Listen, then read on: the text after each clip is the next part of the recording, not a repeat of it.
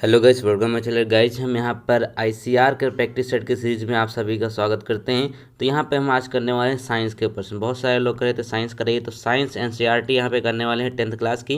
तो गाइस पूरी उम्मीद रहेगी कि इसमें बहुत सारे प्रश्न हम आपको कराएं। तो ये प्रैक्टिस हम आपको करा रहे हैं, जितना भी यहाँ पे एनसीईआरटी में दिया हो एमसीक्यू टाइप में, ठीक है। तो पूरा वीडियो देखिएगा, उसके बाद यहाँ पे कमेंट कीजिएगा कि आपको वीडियो कैसा लगा और प्रैक्टिस सेट चाहिए कि नहीं चाहिए। तो चलिए शुरू कर लेते हैं। तो सबसे पहला जो हमारा चैप्टर रहेगा वो रहेगा यहाँ पर मेटल एंड नॉन मेटल, ठीक है। मेटल और नॉन मेटल यानी कि धातु और अधातु, ठीक है। तो सबसे पहला प्रश्न यहाँ पे हम जल्दी से देख लेते हैं कि देखिए पहला प्रश्न जो कह रहा है कि विद्युत अपघटनी प्रसंस्करण में अशुद्ध धातु को बनाया जाता है, यानी कि जो विद्युत अपघटन किया जाता है उसमें जो अशुद्ध धातु है, जो यानी कि जो इम्प्योर मेटल रहता है वो किस पे जाकर चिपक जाता है, जो प्रोसेस होती है। तो इसका राइट आंसर क्या हो जाएगा? एनोड हो जाएगा, ठीक। एनोड आपका राइट आंसर हो जाएगा। अगले प्रश्नों की ओर चलते हैं। तो गाइस यहाँ पे जो अगला प्रश्न है कि अधिकतर धातुओं के ऑक्साइड कैसे होते हैं। जो ऑक्साइड होते हैं मेटल्स के, वो किस प्रकृति के होते हैं, इसका नेचुरल वो कैसे होते हैं, तो ये आपको बताना है। तो इसका राइट आंसर हो जाएगा ये होते हैं बेसिक, यानी कि ये होते हैं क्षारीय। याद रखेंगे। क्वेश्चन नंबर अगला देखिए, तो कहा गया कि ग्रेफाइट होता है। तो ग्रेफाइट बेसिकली क्या है?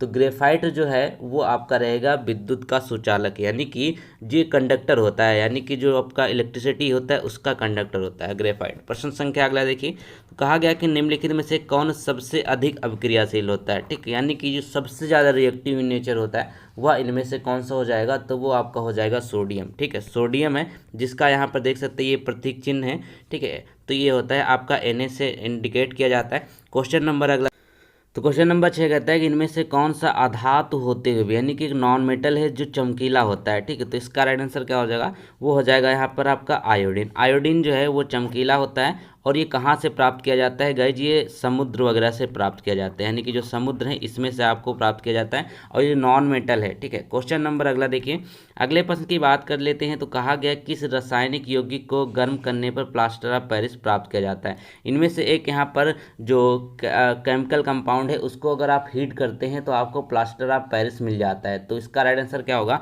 वो होगा आपका जिप्सम, ठीक है। जिप्सम होगा, आप ध्यान रखिएगा। तो गाइज यहाँ पे जितना हो सकता है मैं थोड़ा सा इसको इंग्लिश में समझाने का प्रयास करता हूँ आप लोगों को। क्वेश्चन नंबर अगला देखिए, तो कहा गया कि सबसे अधिक जो सक्रिय धातु कौन सी है, यानी कि सबसे अधिक जो एक्टिव मेटल रहेगा वह कौन सा रहेगा? तो देखिए इसका राइट आंसर क्या हो जाएगा? वो देखिए वो होगा आपका यहाँ पे पोटेशियम। पोटेशियम आपका राइट आंसर है। क्वेश्चन नंबर, इसको कैसे डिनोट किया जाता है? इसको हम के से डिनोट करते हैं, ठीक है। क्वेश्चन नंबर अगला देखिए, अगले प्रश्न की बात कर लीजिए। तो कहा गया कि लोहा एवं इस्पात को, ये बहुत अच्छा प्रश्न है, तो लोहा और इस्पात को जंग से सुरक्षित रखने के लिए उस पर कौन सी धातु की पतली परत चढ़ाई जाती है? लोहे के ऊपर यानी कि उसको जंग से बचाने के लिए एक परत चढ़ाई जाती है, तो वो कौन सी परत होती है? वो जिंक, जिंक धातु होती है। इसको डिनोट किया जाता है यहाँ पे जेड से। तो इसके परत चढ़ा दी जाती है किसी भी लोहे पर, ताकि इसमें जंग ना लगे। इस प्रोसेस को कहा जाता है, क्या कहा जाता है? गैल्वेनाइजेशन, ठीक है। गैल्वेनाइजेशन कहा जाता है। प्रश्न संख्या अगला देखिए, इसमें कहा गया कि कौन सा अधातु कमरे के तापमान पर द्रव होता है। अधातु का मतलब होता है नॉन मेटल, ठीक है। कौन सा नॉन मेटल इसमें जो यहाँ पर वो लिक्विड रहता है एट रूम टेम्परेचर? तो इसका राइट आंसर क्या होगा? वो आपका हो जाएगा पारा, ठीक है। पारा हो जाएगा, याद रखेंगे। और इसका यहाँ पे अयस्क यानी और क्या होता है? वो होता है सिनेबार, ठीक है। सिनेबार जो है इसका और भी होता है। प्रश्न संख्या अगला देखें, तो यहाँ पे कहा गया कि बॉक्साइड निम्नलिखित में से किस धातु का अयस्क है? जो बॉक्साइड है वो किस मेटल का यहाँ पर जो है और माना गया है?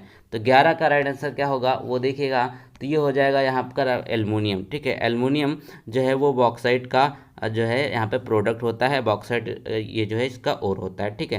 क्वेश्चन नंबर अगला देखिए, अगले में कहा गया निम्नलिखित में से कौन सा एक अधातु है, कौन सा इसमें नॉन मेटल है, ये पूछा गया है, ठीक है। नॉन मेटल, तो इसमें देखिए आप 13 का राइट आंसर क्या हो जाएगा? बहुत ही आसान है। तो ये आपका हो जाएगा यहाँ पर सी, यानी कि जो कार्बन है वो तो आपका आधार होता है, वो जो क्या आधातु होता है, नॉन मेटल होता है। चलिए क्वेश्चन नंबर अगला देखिए, निम्नलिखित में से किसे चाकू से काटा जा सकता है? अब देखिए आप लोग कह रहे होंगे बहुत आसान प्रश्न। भी आसान क्या है, आपके एनसीईआरटी में यही सिलेबस दिया हुआ है। अगर आप इसका सिलेबस जाकर देखेंगे तो आपको भी यहाँ पे दिखेगा कि 10th तक का ही यहाँ पर मांगा गया है, क्योंकि सिर्फ और 10th लेवल की वैकेंसी है, टेक्नीशियन की वैकेंसी है। तो इससे ज़्यादा यहाँ पर इसमें सिलेबस है नहीं। इसी में से कुछ घुमा फिरा के आपके प्रश्न पूछे जाएंगे। क्वेश्चन नंबर है तो इसमें हो जाएगा सोडियम। सोडियम जो है ना उसको चाकू से काटा जा सकता है, बहुत सॉफ्ट होती है इसीलिए इसको चाकू से काट सकते हैं। प्रश्न संख्या अगला है कि कार्बन क्या है। बेसिकली बोला गया है कि व्हाट इज कार्बन, तो इसमें क्या हो जाएगा, ये आपका राइट आंसर है। आपका सभी को बताइए ये क्या है होती है, ये आपकी नॉन मेटल होती है। तो यहाँ पे देखिए ये आपका नॉन मेटल हो गया। तो गाइस देखिए मेटल और नॉन मेटल का हमारा ये चैप्टर जो जितने एमसीक्यू पॉसिबल हो सकते हैं तो वहाँ पे खत्म हो गए। अब चलिए अगले चैप्टर की ओर। तो गाइज अगला जो चैप्टर की प्रैक्टिस करने वाले रहेगा आपका यहाँ पे साल्ट एसिड एंड बेस। ठीक है, साल्ट एसिड एंड बेस ये बहुत इंपॉर्टेंट प्रश्न है, इसमें से एक ना एक प्रश्न जरूर आपके एग्जाम में आएगा। तो चलिए शुरू कर लेते हैं। पहला प्रश्न यहाँ पे कहता है कि लिटमस विलियन जो बैंगनी रंग का रंजक होता है किस पदार्थ का बना होता है। बेसिकली यहाँ पे जो इंडिकेटर होते हैं किस पदार्थ के बने होते हैं, तो इसका राइट आंसर हो जाएगा आपका लाइकेन। यहाँ पे थोड़ा सा गलत लिखा हुआ, तो लाइकेन इसका राइट आंसर हो जाएगा। चलिए अगला प्रश्न देख लेते हैं। तो वीडियो पसंद आए तो लाइक कर सकते हैं। अगला क्वेश्चन कहता है कि निम्नलिखित में से कौन सूचक की तरह इस्तेमाल नहीं किया जाता है, यानी कि इसमें से कौन सा है जो इंडिकेटर के रूप में हम यहाँ पे इस्तेमाल नहीं करते हैं। तो आप देखिए यहाँ पे जो आपका हल्दी होता है, टर्मरिक होता है, मिथाइल ऑरेंज होता है, फिनाप्थलीन होता है, ये सारे के सारे इंडिकेटर के रूप में यूज़ किए जाते हैं, जो कि लेकिन आपका जो मूली है वो इंडिकेटर में यूज़ नहीं किया जाता है। तो आपका राइट आंसर क्या होगा, मूली होगा। प्रश्न संख्या अगला देखिए। तो कहा गया इनमें से कौन सा बेसिक है, कौन सा इसमें क्षार है। क्वेश्चन देखिए तो यहाँ पे कहा गया आपका, तो इसका राइट आंसर क्या होगा, आपका जो यहाँ पे जिंक ऑक्साइड रहेगा ना, ये आपका ZnO, ये आपका जो रहेगा ये बेसिक रहेगा। ठीक है, बेस इन नेचर रहेगा। क्वेश्चन नंबर अगला देखिए। अगला प्रश्न में कहता है कि पोटास एलम क्या होता है। जो पोटास एलम है बेसिकली ये होता क्या है, तो देखिए इसका राइट आंसर क्या हो जाएगा, ये आपका हो जाएगा एक द्विक लवण। यहाँ पे ये देखिए ये आपका एक द्विक लवण है, यानी कि साल्ट है। प्रश्न संख्या अगला देखिए। तो कहा गया कि हमारे शरीर पीएच मान के किस परिसर में सही तरीके से कार्य करता है। हमारा शरीर का जो बेसिकली पीएच की वैल्यू होती है जो वो कितने के कितने बीच में रहती है, तो वो रहती है 7 से 7.8 के बीच में। ठीक है, 7 से 7.8 के बीच में हमारी पीएच वैल्यू रहती है। पीएच का फुल फॉर्म भी पूछा जा सकता है एग्जाम में, तो ये होता है पोटेंशियल ऑफ हाइड्रोजन। ठीक है, पोटेंशियल ऑफ हाइड्रोजन, इसको भी ध्यान में रखेंगे।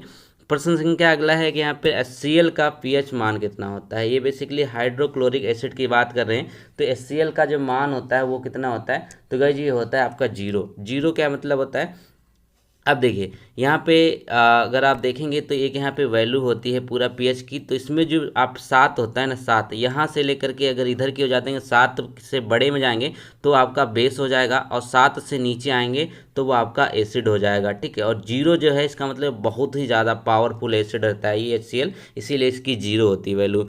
प्रश्न संख्या अगला देखिए। तो कहा गया इनमें से सबसे प्रबल लवण कौन सा है, मतलब क्या होता है सबसे यहाँ पे स्ट्रांग जो है वो आपका सॉल्ट कौन सा है। ठीक है, तो सब लोग थोड़ा सा यहाँ पे कंप्रोमाइज़ करिएगा, हिंदी और इंग्लिश मिला के हम चल रहे हैं, थोड़ा सा कोशिश कर रहे हैं। तो ये हो जाएगा आपको सोडियम क्लोराइड। देखिए ये खाने का नमक ही यूज किया जाता है, जो आप घर में यूज़ करते हैं सोडियम क्लोराइड ही होता है। प्रश्न संख्या अगला देखिए। तो कहा गया कि बहते हुए रक्त को रोकने में उपयोगी यौगिक कौन सा है। ठीक है, यानी कि अगर ब्लड जो है आपका वो बह रहा है तो उसको रोकने के लिए यहाँ पर एक चीज़ का प्रयोग किया जाता है, वो क्या होता है, फिटकरी होता है। आप देखिए जो दाढ़ी बनाते हैं, जो बार्बर होते हैं, वो लोग अगर आप कट जाते हैं, आपके जो दाढ़ी बनाते समय खून निकलता है, तो लोग फिटकरी का यूज करते हैं। तो फिटकरी का यूज इसीलिए करते हैं क्योंकि ये ब्लड के जो बहाव है उसको रोक देता है। प्रश्न संख्या अगला देखिए। तो कहा गया कि धातु के ऑक्साइड कौन से होते हैं, तो अभी तो हमने इसको किया था। तो ये धातु के जितने भी मेटल के ऑक्साइड होते हैं वो सारे के सारे बेसिक इन नेचर होते हैं, यानी कि वो क्षारक होते हैं। प्रश्न संख्या अगला देखिए। कहा गया कि जल का पीएच मान कितना होता है। अब जल का पीएच मान, अब जल का कोई जब स्वाद नहीं होता है, ना तो वो कड़वा होता है ना वो खट्टा होता है, तो इसका क्या होता है 7 हो जाएगा। 7 का मतलब क्या है, ना तो बेसिक है ना तो यहाँ पे एसिडिक इन नेचर है। क्वेश्चन नंबर अगला है कि निम्नलिखित में से कौन सा बुझा हुआ चूना है, यानी कि जो बुझा हुआ चूना किसके नाम से जानते हैं, तो वो हो जाएगा यहाँ पे कैल्शियम ऑक्साइड। ठीक है, तो आप देखेंगे तो इसका राइट आंसर हो जाएगा CaO, ये वाला पहला प्रश्न हो जाएगी, ये बुझा हुआ चूने के नाम से जानते हैं। क्वेश्चन नंबर अगला देखें। तो कहा गया कि यहाँ पे विरंजक चूर्ण का रासायनिक सूत्र क्या है। बेसिकली जो विरंजक चूर्ण है इसका रासायनिक सूत्र क्या हो जाएगा, ये आपका हो जाएगा यहाँ पर CaOCl2। ठीक है, ये आपका हो जाएगा, तो देख लीजिए इसका राइट आंसर हो गया आपका सी वाला। प्रश्न संख्या अगला है कि चींटी के डंक और नेटल के डंक में कौन सा अम्ल पाया जाता है। ठीक है, चींटी के डंक में कौन सा अम्ल पाया जाता है, तो देखिए यहाँ पे क्या होता है बेसिकली, इसमें चींटी के डंक में जब हम देखें तो गई इसका राइट आंसर जो है वो फॉर्मिक एसिड होना चाहिए, ठीक है, क्योंकि चींटी जब काटती है तो हमारे ब्लड में जो है वो फॉर्मिक एसिड छोड़ देती, इसी वजह से हमको वहाँ पे खुजली होती है। तो इसको एक बार देख लीजिएगा। प्रश्न संख्या अगला देखिए, तो कहा गया कि अम्ल वर्षा यानी कि जो एसिड रेन होता है वह कहलाने के लिए इसका यहाँ पे कितना पीएच मान होता है, एसिड रेन का कितना पीएच मान होता है, ये याद रखेंगे, बहुत ही इंपॉर्टेंट ये प्रश्न है। तो इसका राइट आंसर हो जाएगा 5.6 से कम, ठीक है। 5.6 से अगर पीएच उसकी कम है तो ये समझिएगा कि वो एसिड रेन रहेगा। तो प्रश्न पूछा जाता है। प्रश्न संख्या अगला देखिए, तो कहा गया यहाँ पे ग्लूकोज का जो रासायनिक सूत्र है यानी कि केमिकल जो फार्मूला है वो ग्लूकोज का क्या होता है, तो सभी को पता होना चाहिए। इसका होता है यहाँ पे C6H12 और यहाँ पे O6 होता है, यानी कि आपका राइट आंसर हो गया आपका बी वाला। क्वेश्चन नंबर अगला है कि एसिटिक एसिड का IUPAC नेम क्या होता है, एसिटिक एसिड का पूछा, यानी कि जो सिरका होता है ये पूछा गया है। तो ये क्या हो जाएगा यहाँ पर, ये आपका हो जाएगा मेथनोइक एसिड, ठीक है, मेथनोइक एसिड इसका राइट आंसर है। प्रश्न संख्या अगला देख लीजिए। तो यहाँ पे कहता है कि निम्नलिखित में से कौन सा यहाँ पे जो है लाल लिटमस को नीला कर देता है, ठीक है। तो ये देखेंगे तो इनमें से कौन से जो आयन्स होते हैं, ये देखिए इनमें से कौन सा आयन जो लाल को नीला कर देते हैं। अब लाल को नीला कौन से करेंगे, हाइड्रोक्साइड करेगा, यानी कि OH आपका राइट आंसर हो जाएगा, ठीक है, याद रखेंगे लाल को नीला कर देते हैं। प्रश्न संख्या अगला देख लीजिए। तो कहा गया कि फेरस सल्फेट का क्रिस्टल का रंग कहता है। अब जब फेरस सल्फेट है उसका जो क्रिस्टल होता है उसका कलर कैसा होता है, तो इसका राइट आंसर हो जाएगा आपका ग्रीन, यानी कि हरा होता है इसका, ठीक है। प्रश्न संख्या अगला देखिए, बोला गया है कि निम्नलिखित में से कौन से धातु ठंडे जल से अभिक्रिया करके धातु के हाइड्रोक्साइड बनाते हैं। तो इनमें से कौन सा मेटल है जो कोल्ड वाटर के साथ यहाँ पे रिएक्शन करके धातु के हाइड्रोक्साइड बनाएंगे। तो इसका राइट आंसर क्या होगा, वो आपका हो जाएगा यहाँ पे सोडियम और पोटेशियम, ठीक है। सोडियम और पोटेशियम जो है वो धातु के हाइड्रोक्साइड बनाते हैं, इसको याद रखेंगे, यानी कि मेटल के हाइड्रोक्साइड बनाते हैं। प्रश्न संख्या अगला है कि निम्नलिखित में से कौन सा यहाँ पे एक एसिड है, कौन सा एक अम्ल है, याद रखेंगे, वो क्या हो जाएगा यहाँ पर, वो होगा आपका HCl। तो सभी को पता है HCl जो इसका कितना होता है पीएच वैल्यू होती है इसकी 0, ठीक है, याद रखेंगे। प्रश्न संख्या अगला है कि प्लास्टर ऑफ पेरिस का रासायनिक सूत्र यानी कि प्लास्टर ऑफ पेरिस का जो केमिकल फार्मूला है वो क्या है। प्रश्न ये इंपॉर्टेंट, ये पूछा जा सकता है। तो देखिए इसको आप अच्छे से याद कर लीजिएगा। तो इसका फार्मूला क्या होता है, ये होता है आपका, ठीक है, याद रखेंगे, बिल्कुल बिल्कुल याद रखेंगे। प्रश्न संख्या अगला, कोई विलयन लाल लिटमस को यानी कि जो आपका रेड लिटमस है उसको अगर वो नीला कर देता है ना, तो इसका पीएच बेसिकली क्या होगा। अब देखिए लाल को अगर वो नीला करता है, ठीक है, तो अगर रेड को वो ब्लू में चेंज करते हैं तो इसका मतलब क्या है, वो बेस होगा। अब बेस कितने से होता है, 7 के ऊपर होता है, तो 10 आपका राइट आंसर होगा। क्वेश्चन नंबर अगला क्या होगा यहाँ पर कि लैक्टिक एसिड का प्राकृतिक सूत्र क्या है। अब जो लैक्टिक एसिड है इसका प्राकृतिक सूत्र क्या होता है, वो होता है यहाँ पे दही। अब दही जमने की प्रोसेस आपने सुनी होगी कि इसमें क्या होता है, लैक्टोबैसिलस जो है वो कीटाणु पाए जाते हैं, ठीक है, बैक्टीरिया होता है। तो लैक्टोबैसिलस जो होता है इसी से नाम यहाँ पे आया है कि लैक्टिक एसिड किसमें पाया जाता है, दही में पाया जाता है। तो क्वेश्चन नंबर अगला है कि पोटास एलम यानी कि जो आपके फिटकरी है इसका सही फार्मूला आपको बताना है, ठीक है। तो याद रखेंगे, ये आप याद कर लीजिए, पूछा जा सकता है क्योंकि कोर्स जो है ना आपका ये 10th लेवल का है। तो जितना ज़्यादा आप इसमें सारे के सारे प्रश्नों की प्रैक्टिस करेंगे उतना ही आपके दिमाग में बसता चले जाएगा, क्योंकि फॉर्म बहुत पढ़ चुके हैं। तो इसी में से आपको बनाएगा, जो उन्होंने सिलेबस दे दिया इससे बाहर तो जाएगा नहीं। तो देख लीजिए ये आपका राइट आंसर होता है। तो गए चलिए आगे बढ़ते हैं। तो अब यहाँ पे हम जो क्वेश्चन देखने वाले हैं वो देखने वाले हैं आपके कार्बन एंड क्या होता है उसके यहाँ पे कंपाउंड, ठीक है, कार्बन के कंपाउंड ये हम देखने वाले हैं इसका चैप्टर। तो देखिए पहला प्रश्न यहाँ पे कहता है कि निम्नलिखित में से कार्बन हाइड्रोजन से संयोग कर क्या बनाता है। कार्बन अगर हाइड्रोजन के साथ यहाँ पे अगर वो जुड़ेगा तो क्या बनाएगा, तो वो बनाएगा यहाँ पे हाइड्रोकार्बन, याद रखेंगे हाइड्रोकार्बन। क्वेश्चन नंबर अगला देखिए, प्रश्न क्या अगला देखिए। तो कहता है कि खाना बनाते समय यदि बर्तन की तली बाहर से काली हो रही है तो इसका मतलब क्या है। देखिए जब खाना बनाते हैं तो बर्तन की तली काली हो जाती है, तो इसका मतलब क्या होता है, ठीक है। तो इसका मतलब यही होता है कि जो ईंधन है ना वह पूरी तरह से जल नहीं रहा। अब पूरी तरह से अगर ईंधन जल नहीं रहा तो इसका मतलब ये है कि उसमें जो कार्बन जो है वो छूट रहा है, वही यहाँ पर आपको चिपक जाता है बर्तन पे। क्वेश्चन नंबर अगला है यहाँ पर कि ये किसका सामान्य सूत्र दिया हुआ, ठीक है। तो CnH2n+2 ये किसका सूत्र होता है, ये होता है यहाँ पे एल्केन का, ठीक है, एल्केन का ये सूत्र होता है, याद रखेंगे। चलिए क्वेश्चन नंबर अगला देखिए, कहा गया कि सरलतम हाइड्रोकार्बन कौन है। अब सबसे ज़्यादा जो यहाँ पे सरलतम है, जो इजीएस्ट हाइड्रोकार्बन है वो कौन सा हो जाएगा, वो हो जाएगा यहाँ पे मीथेन, याद रखेंगे मीथेन आपका राइट आंसर है, मीथेन। तो गए अगला प्रश्न है क्लोरोफॉर्म का आईपीएसी नेम क्या हो जाएगा, तो इसका आंसर क्या हो जाएगा, ट्राइक्लोरोमीथेन। ठीक है, ट्राइक्लोरोमीथेन। प्रश्न संख्या अगला देखिए, कहा गया कि वायुमंडल में CO2 गैस की उपस्थिति है। तो वायुमंडल है जो हमारा एटमॉस्फेयर है, उसमें CO2 यानी कि कार्बन डाइऑक्साइड गैस कितना पाया जाता है। देखिए तो इसका राइट आंसर क्या हो जाएगा, वो हो जाएगा आपका 0.03%। ठीक है, अगर इसकी ज़्यादा अधिकता हो जाएगी तो वो क्या होता है, वो ग्लोबल वार्मिंग का प्रभाव पड़ता है। और हमारा नाइट्रोजन कितनी पाई जाती है, वो 78% पाई जाती है, और ऑक्सीजन लगभग 21% के आसपास पाई जाती है एटमॉस्फेयर में। प्रश्न संख्या अगला देखिए, तो कहा गया कि सल्फ्यूरिक एसिड का यहाँ पे जो सूत्र होता है वो क्या होता है, सभी को पता होगा कि H2SO4 जो है वो सल्फ्यूरिक एसिड का सूत्र होता है।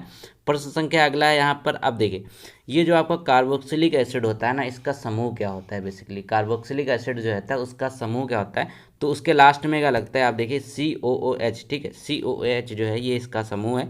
प्रश्न संख्या अगला देखिए, तो कहा गया है इथोलिन में कार्बन कार्बन के बीच दो यहाँ पे बॉन्ड मौजूद हैं। ठीक है, कार्बन कार्बन के बीच दो बॉन्ड है, जिनमें क्या होता है, तो इथोलिन में देखिए क्या होगा, दोनों सिग्मा बॉन्ड होंगे। याद रखेंगे, दोनों सिग्मा बॉन्ड होंगे। ये सारे के सारी चीज़ें आपको यहाँ पे 10th की एनसीईआरटी में दी हैं, सिलेबस से बाहर कुछ नहीं है, या ध्यान रखिएगा। प्रश्न संख्या अगला है कि यहाँ पे जो नीला थोथा होता है, जिसको हिंदी में शुद्ध त्यूतिया कहते हैं। ठीक है, तो नीला ब्लू विट्रॉल शायद इसको इंग्लिश में कहते हैं। तो यहाँ पे इसका जो रासायनिक फार्मूला होगा, जो केमिकल जो फार्मूला होगा वो क्या होगा, देखिए यहाँ पे क्या हो जाएगा, ये आपका राइट आंसर हो जाएगा कार्बन सल्फेट। ठीक है, इंटू 5H2O। क्वेश्चन नंबर अगला है कि नाइट्रोजन अणु में कितने सहसंयोजक बांध होते हैं, यानी कि कितने इसमें बॉन्ड होते हैं नाइट्रोजन के अणु में। तो देखिए इसका राइट आंसर क्या हो जाएगा, वो हो जाएगा 3 हो जाएगा। प्रश्न संख्या अगला देखिए, कहा गया कि संगमरमर का रासायनिक सूत्र क्या होगा। जो यहाँ पे संगमरमर है, जिससे यहाँ पे ताजमहल बना हुआ है, तो उसमें कितने इसका रासायनिक सूत्र क्या होता है, calcium carbonate. Basically calcium carbonate ही यहाँ पर संगमरमर का एक फॉर्म है। प्रश्न संख्या अगला देखिए, तो बोला गया यहाँ पे चीनी का सूत्र यानी कि जो शुगर है उसका यहाँ पे आपका सूत्र क्या होगा, इसका फार्मूला क्या होता है, तो वो होता है आपका C12H22O11। ठीक है, तो ये आपका हो जाएगा सी राइट आंसर। प्रश्न संख्या अगला देखिए, तो बोला गया सोडियम कार्बोनेट का अणु सूत्र क्या है। सोडियम कार्बोनेट का यहाँ पे सूत्र पूछा गया है, तो इसमें क्या हो जाएगा, ये हो जाएगा आपका यहाँ पे सी वाला फर्स्ट वाला ऑप्शन। ठीक है, क्वेश्चन नंबर अगला देखिए, यहाँ बोला कि कार्बोनिल समूह को सूचित किया जाए, यानी कि जो कार्बोनिल ग्रुप जो रहता है वो किसके द्वारा यहाँ पे प्रदर्शित किया जाता है, वो हो जाएगा यहाँ पर सी वाला, यानी कि यहाँ पर आपका CO के द्वारा। प्रश्न संख्या अगला हो जाएगा कि इथाइल अल्कोहल का अणु सूत्र क्या होता है। इथाइल अल्कोहल का जो अणु सूत्र होगा वो बेसिकली क्या होगा, यहाँ पे C2H2OH होगा। ठीक है, याद रखेंगे, ये आपका हो जाएगा इथाइल अल्कोहल का सूत्र। प्रश्न संख्या अगला देख लीजिए, तो कहता है कि यहाँ पे निम्नलिखित में से कौन सा एरोमेट्रिक हाइड्रोकार्बन है। अब एरोमेट्रिक हाइड्रोकार्बन इसमें से कौन से होते हैं, वो होता है C6H6। ठीक है, ये बेसिकली बेंजीन का सूत्र है। ठीक है, C6H6 जो है आपका एरोमेट्रिक हाइड्रोकार्बन होते हैं। प्रश्न संख्या अगला हो जाएगा, निम्नलिखित में से किस हाइड्रोकार्बन के 3 आबंध होते हैं। ठीक है, कौन सा हाइड्रोकार्बन है जिसके 3 आबंध होते हैं, तो C3H4 आपका राइट आंसर हो जाएगा। इसमें देखिए 3 जो है इसके आबंध का मतलब क्या है, ये 3 इसमें बॉन्ड दिए हुए हैं। ठीक है, आबंध का मतलब बॉन्ड होता है। प्रश्न संख्या अगला देखिए, अगले में देखिए, तो बोला कि माइनस ये आपका CHO जो है क्रियाशील मूलक को क्या कहते हैं। ठीक है, ये बोला गया है, इसका जो है आपका ये किस चीज़ का समूह है बेसिकली, तो ये आपका हो जाएगा एल्डिहाइड। एल्डिहाइड आपने पढ़ा होगा 10th क्लास में, तो एल्डिहाइड का ये समूह होता है, याद रखेंगे CHO। तो देखिए यहाँ पे 25 प्रश्न आपके साइंस में आने हैं, तो इनको ध्यान से देखिएगा। 25 प्रश्न आपके लिए बहुत इंपॉर्टेंट होते हैं। ठीक है, तो देखिए आपको साइंस थोड़ा सा कठिन पड़ सकती है, क्योंकि देखिए बहुत ही ज़्यादा इसका सिलेबस है, बहुत ही ब्रॉड है। एनसीईआरटी पूरा पूछा है 10th तक का, तो उसमें सब कुछ यहाँ पर आपको पूछा जाएगा। तो पहला प्रश्न है कि पत्तियों में जो गैसों का आदान प्रदान होता है वो किनसे होता है। तो जो आपकी पत्तियाँ होती, लीव्स होती हैं, उसमें जो गैसों का आदान प्रदान होता है बेसिकली वो होता है रंध्र के द्वारा। ठीक है, रंध्र, शायद इनको पोर कहते हैं इंग्लिश में। चलिए क्वेश्चन नंबर अगला देख लीजिए।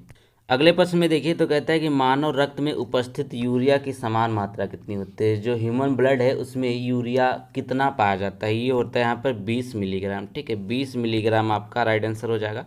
यही होता है, अगर इसकी मात्रा बढ़ जाती है ब्लड में तो उसे कहते हैं यहाँ पे यूरिक एसिड, मतलब उसको कहते हैं कि यूरिक एसिड आपका बढ़ा हुआ है, जिससे यहाँ पे आर्थराइटिस वगैरह होने के चांसेस ज़्यादा रहते हैं। प्रश्न संख्या अगला देखिए, तो कहता है रक्त में आयरन की कमी से होने वाला रोग कौन सा है। जो ब्लड है उसमें अगर आपका आयरन की कमी हो जाती है, जो लोहा होता है बेसिकली उसका कमी करता है, जो होते हैं इनीमिया। इनीमिया इसका राइट आंसर हो जाएगा, इनीमिया होता है रक्त में आयरन की कमी से।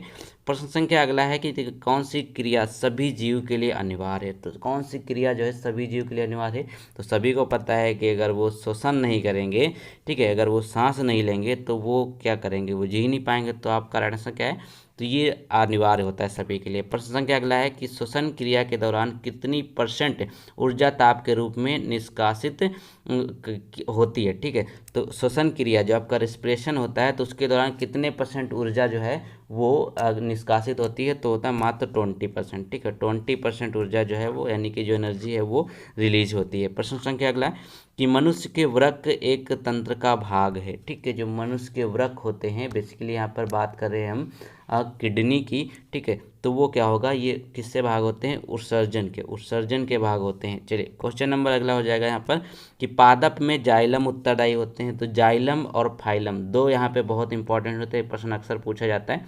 तो ये होता है, एक फाइलम होता है, एक यहाँ पे जाइलम होता है। अब जाइलम किस लिए यूज होता है, ठीक है, तो देखिएगा, तो जाइलम जो होता है वो जल का वहन करता है। जाइलम में जल आ रहा है कि नहीं आ रहा है, तो इसी तरीके से उसको याद कर सकते हैं, जाइलम जल का वहन करता है। फाइलम किस लिए होता है, फाइलम में फा से फूड होता है, तो ये फूड के लिए होता है, ठीक है, फूड पहुंचाता है पूरे पौधे में फाइलम, और जल पहुंचाता है जाइलम। प्रश्न संख्या अगला है रक्त इनमें से किसकी उपस्थिति के कारण लाल दिखता है। जो ब्लड है वह किसकी प्रेजेंस के कारण यहाँ पर रेड दिखाई देता है। तो इसका राइट आंसर क्या हो जाएगा, तो ये बहुत ही आसान है, ये आपका हो जाएगा हीमोग्लोबिन जो होता है उसकी मदद के कारण यहाँ पर आपका ब्लड जो है वो रेड दिखाई देता है। प्रश्न संख्या अगला है कि पौधों के वायवीय भागों में जल के निष्कर्षण की क्रिया के क्या कहलाती है। जो पौधे के जो भाग होते हैं वहाँ पर जो जल है वो रिलीज होता है, उसमें से वाटर जो रिलीज होता है उस पर उसको कहते हैं वाष्पोत्सर्जन, ठीक है, वाष्पोत्सर्जन इसको कहा जाता है। प्रश्न संख्या अगला हो जाएगा कि वह प्रक्रम जिनके द्वारा शरीर में ऊर्जा का उत्पादन होता है, ठीक है, वह यहाँ पे प्रोसेस कौन सी होती है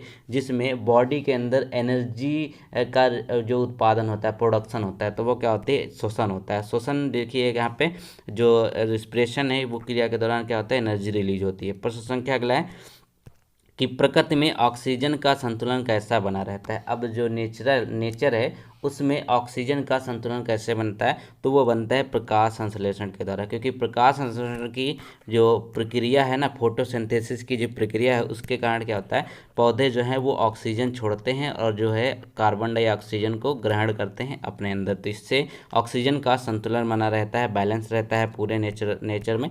प्रश्न संख्या अगला देखिए, तो कहा गया कि मनुष्य में सांस लेने और छोड़ने की क्रिया को क्या कहते हैं।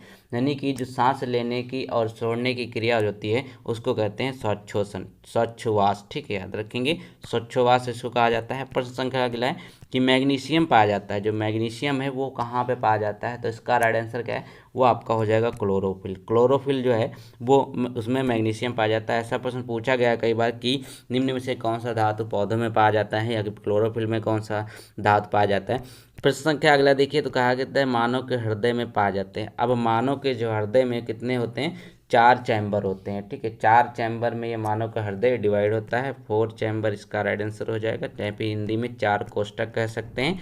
तो चलिए हमारा ये चैप्टर भी कंप्लीट हो गया है।